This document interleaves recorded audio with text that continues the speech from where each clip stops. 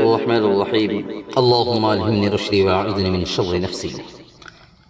آج ناظرین اور سامعین کے لیے کچھ اقوال ہیں حضرت شقیق بلخی رحمۃ اللہ علیہ کے۔ شقیق بلخی رحمۃ اللہ علیہ جو بزرگان دین میں سے ایک بزرگ ہیں، ان کے اقوال میں سے یہ بات آتی ہے کہ بدترین شخص وہ ہے جو توبہ کی امید پر گناہ کرتا ہے۔ اللہ ہم سب کی حفاظت فرمائے۔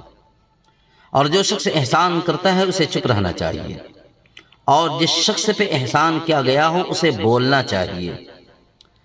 جس شخص کا باطن ظاہر سے اچھا ہو وہ ولی اللہ ہے، یعنی وہ اللہ کا ولی ہے، اور جس کا ظاہر اور باطن برابر ہو وہ عالم ہے، جانکار ہے، اور جس کا ظاہر باطن سے اچھا ہے، جس کا ظاہر باطن سے اچھا ہے وہ جاہل کے مانند ہے۔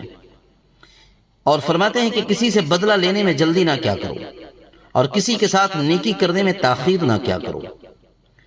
عقل مند آدمی کے بارے میں فرماتے ہیں کہ عقل مند آدمی وہ ہے کہ جو خدا تعالیٰ کی خوشنودی حاصل کرے اس سے پہلے کہ خدا تعالیٰ کے سامنے بلایا جائے اور اس کے روبرو پیشی ہو۔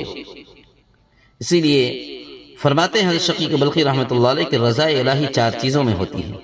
رضا الہی 4 چیزوں میں ہے۔ ایک یہ کہ روزی کی طرف مطمئن ہونا، روزی کی طرف بالکل مطمئن ہونا، تمام کاموں میں اخلاص و محبت کا ہونا، جو بھی کام کر رہے ہوں اخلاص اور محبت کے ساتھ کریں۔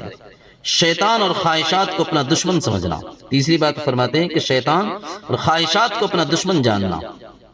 توشے آخرت کا جمع کرتے رہنا، آخرت کے توشے کو آخرت کے لیے فکر مند رہنا اور جمع کرتے رہنا۔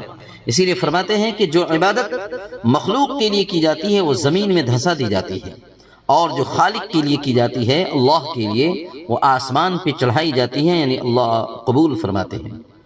اگر تم کسی مرد خدا کو پہچاننا چاہتے ہو تو دیکھو کہ وہ خدا تعالیٰ کے وعدے پہ زیادہ بے خوف ہے، خدا تعالیٰ کے وعدہ پر زیادہ بے خوف ہے، یا مخلوق کے وعدے پہ زیادہ وہ بھروسہ رکھتا ہے۔